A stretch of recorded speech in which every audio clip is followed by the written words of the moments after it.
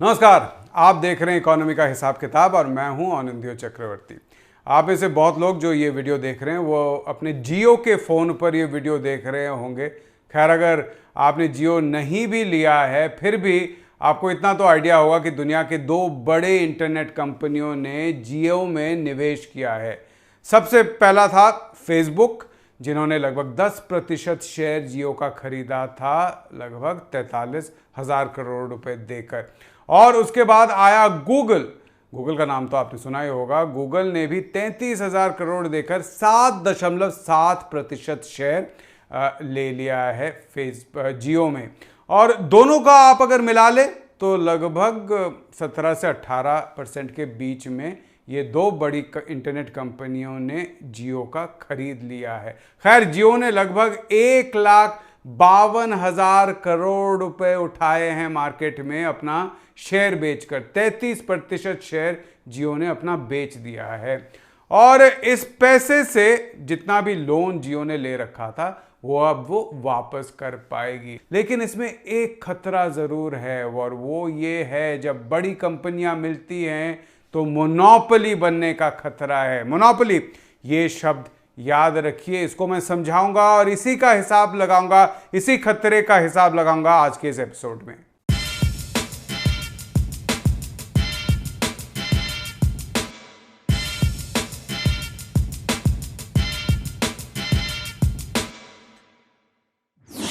अब आप देखिए, 1991 से लगभग हमें एक सपना दिखाया जा रहा है कि आपके पास अगर हुनर है, टैलेंट है, तो आपको कोई नहीं रोक सकता। चाहे आप गरीब घर से आए हो, चाहे आप सेठ के घर से आए हो, आपके लिए मार्केट बिल्कुल सेम है। आप अपना बिजनेस खोलिए, टैलेंट दिखाइए, हार्डवर्क कीजिए और आपके पैसे बनने ही बनने हैं। अर्थशास्त्री भी आपको यही कहते हैं। आप अगर स्कूल में इकोनॉमिक्स पढ़ चुके तो आपको यही बताया गया होगा कि मार्केट में सभी लोग सेम होते हैं भैया।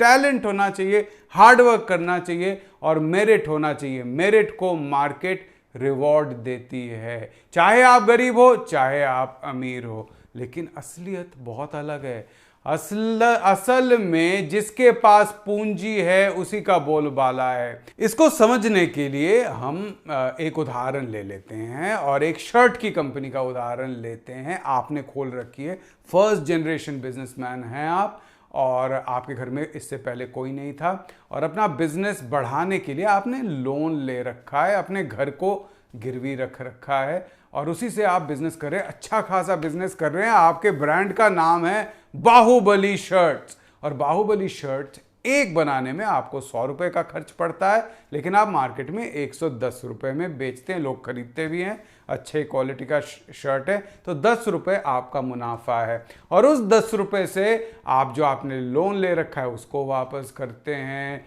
नया मशीन खरीदते हैं, बेटर क्वालिटी बनाने की कोशिश करते हैं, अपना बिजनेस एक्सपैंड करने की कोशिश करते हैं। इस बीच क्या होता है कि एक और कंपनी शर्ट की मार्केट में आ जाती है, दबंग शर्ट कंपनी। इनके जो मालिक हैं ये 4th जनरेशन बिजनेसमैन है। बहुत सारी पूंजी, बहुत सारा बैंक बैलेंस, बहुत सारा पैसा इनके पास है। तो इनका भी खर्चा कितना आ रहा है शर्ट बनाने में? वही 100 रुपये। आपकी जैसी क्वालिटी इनका भी है, थोड़ा डिज़ाइन अलग है खैर, लेकिन अच्छा खासा कंपटीशन आपको मिलने वाला है। लेकिन ये क्या करते हैं, ये मार्केट में ये शर्ट 90 रुपए में बेचते हैं, 10 रुपए का घाटा करके बेचते हैं। अब आप सोचेंगे कि घाटा करके कोई बेचेगा क्यों? क्योंकि इनको मार्केट कैप्चर करना है। इनके पास इतने पैसे हैं, ये जो दबंग शर्ट कंपनी वाले हैं, कि 2 साल तक घाटा लेकर भी सस्ते में बेच सकते हैं और मार्केट कैप्चर कर सकते हैं। अब आप जो बाहुबली शर्ट कंपनी के मालिक हैं, आप कहते हैं कि भैया चलिए मैं भी 90 रुपए में बेच देता हूँ अपने शर्ट, थोड़े दिन घाटा सह लूँगा। कितने दिन तक ये अपना शर्ट सस्ते में बेच पाएगा दबंग वाला? इसको भी वापस तो आना ही है ना, तब मैं भी वापस ले आऊँगा। खैर, आपको पता नहीं है कि जो दबंग वाला है उसके पास इतने पैसे हैं कि वो 2 साल तक, मैंने जैसे कहा, सस्ते में बेच सकता है। लेकिन आप 2 महीने नहीं टिक सकते क्योंकि बैंक का फ़ोन आ रहा है कि पैसे वापस करो। तो आप क्या करते हैं, धीरे धीरे क्वालिटी ख़राब करते हैं, सस्ते में कपड़ा खरीदते हैं, क्वालिटी वो नहीं रहता है, लोग वैसे ही जाने लगते हैं दबंग वाली शर्ट खरीदने के लिए। आप धीरे धीरे छटाई शुरू करते हैं, आप अपने जो कामगार है उनका पे कट कर देते हैं। अब कामगार कहते हैं आपके साथ काम ही नहीं करना है, कहीं और जाना है, तो धीरे धीरे आपका जो बिजनेस है वो ठप होने लगता है, आपका घाटा बढ़ने लगता है। इस बीच आपके पास फ़ोन आता है दबंग शर्ट कंपनी के मालिक से कि भैया कैसे हो, आपका शर्ट तो बहुत अच्छा है, लेकिन मैं आपको ये कहना चाहता हूँ कि आप बिज़नेस कर नहीं पाओगे, आप टिक नहीं पाओगे मेरे सामने। आपको मैं 1 करोड़ रुपए देता हूँ, आप ये कंपनी मुझे बेच दो।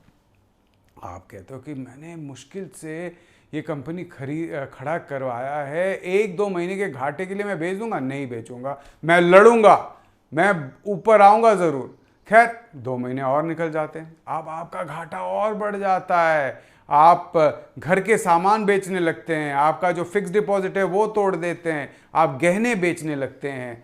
अब फिर से फ़ोन आता है और वो कहते हैं कि देखो अब तुम्हारा बिजनेस तो और भी बुरा हो गया है ना, तो पहले मैं 1 करोड़ देने वाला था, लेकिन अब मैं 80 लाख दूंगा। अब आप कहते हैं कि भैया 80 लाख में ही मेरा बिजनेस ले लो। आप सोचते हो कि पहले मैं 1 करोड़ में बेच देता तो अच्छा रहता, लेकिन खैर आप लड़ने की कोशिश कर रहे थे, लेकिन पूंजी के खिलाफ लड़ना उतना आसान नहीं है, क्योंकि जिसके पास पैसे हैं वो आपको मार्केट से निकाल देगा। यही है असलियत मार्केट का।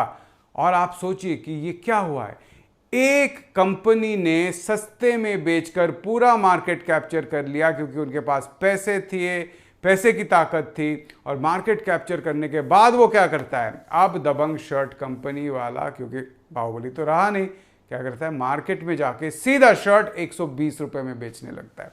90 में बेच रहा था, 120 में बेचने लगता है। आप उपभोक्ता जिनकी चांदी हुई थी पहले 90 में खरीद रहे थे, आपके पास अब और कोई ऑप्शन ही नहीं है, आपको 120 में ही खरीदना है, यानी आपके अच्छे दिन गए। ये तो सिर्फ उपभोक्ता की बात हुई, लेकिन आप देखिए कि इसके साथ कामगारों पर भी असर क्या पड़ता है। कामगारों पर असर क्या है, जब बाहुबली शर्ट कंपनी बंद हो गई, मर्ज हो गई दबंग के अंदर, तो दबंग वालों को उतने कामगारों की ज़रूरत नहीं पड़ी। जो एडमिन के लोग हैं उनको कहा कि आप लोग जाइए, आपकी ज़रूरत नहीं है। जो लोग सीधा मजदूरी का काम करते थे, जो कारीगर थे, उनको कहा कि अब पहले आप 10 शर्ट बनाते थे, अब आप 15 शर्ट बनाइए, देखिए नहीं तो आपको हमें निकालना पड़ेगा। और उनके पास और कोई काम है नहीं, तो उनको ज़्यादा काम करना पड़ेगा, सस्ते में काम करना पड़ेगा। यानी कि कामगारों पर भी इसका असर, नौकरियां कम और मजदूरी भी या वेतन भी कम होती है, क्योंकि एक कंपनी अब रह गई, बाकी कंपनी नहीं रही। अब तीसरा है सप्लायर, जिनसे ये कंपनी कच्चा माल खरीदती है। जब 2 कंपनियां थे, दबंग और बाहुबली, तो जो लोग धागा बेचते थे, कपड़ा बेचते थे, बटन बेचते थे, वो क्या करते थे, वो जाकर कहते थे इतने में बेचेंगे, अगर आप नहीं लेना चाहते हैं तो हम दूसरे के पास जा रहे हैं। अब दोनों शर्ट कंपनियों को इसलिए उचित दाम देना पड़ता था। अब एक ही बायर रह गया है सप्लायर के लिए, और वो बायर कहता है कि भैया हम तो इतने में ही कपड़े खरीदेंगे, इससे ज़्यादा हम दे नहीं सकते, आपको देना दीजिए, नहीं तो जाइए, हम कहीं और इंपोर्ट कर लेंगे, कहीं से ले आएंगे, चाइना से माल लेके आएंगे। तो सप्लायर को भी क्या करना पड़ता है, अपना दाम घटाना पड़ता है। जब एक कंपनी रह जाती है किसी भी इंडस्ट्री में, उसको मोनोपोली कहा जाता है, और वो मोनोपोली किसी तरीके से भी आपको चॉइस नहीं देती है। वो मोनोपोली सब कुछ कंट्रोल करती है, वो किसी भी दाम पे आपको बेच सकती है चीज़ें, क्योंकि आपके पास और कोई ऑप्शन नहीं रहता है। ये पूंजी का खेल है, बड़े पूंजी का खेल है। खैर शर्ट में अगर मोनोपोली बन जाए तो उतना प्रॉब्लम नहीं होगा शायद, लेकिन डेटा या डिजिटल, जो कि खुद मुकेश अंबानी जी कहते हैं कि अब फ्यूचर का ऑयल है, जो पिछले शतक में पेट्रोल ने काम किया था, वो अब डेटा करने वाला है वही काम, वही वेल्थ है, वही दुनिया की पूंजी है, वही दुनिया की संपत्ति आने वाले दिनों में होने वाली है। उसमें अगर मोनोपोली हो गई तो आप देखिए कि कैसा कंट्रोल होगा।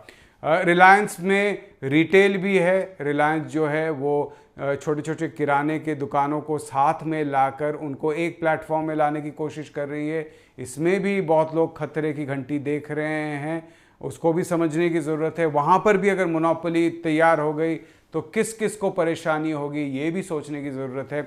और ये सोचना सरकार का काम है, सरकार का काम है इस पर अंकुश लगाना, रेगुलेट करना, सिर्फ बढ़ावा देना नहीं।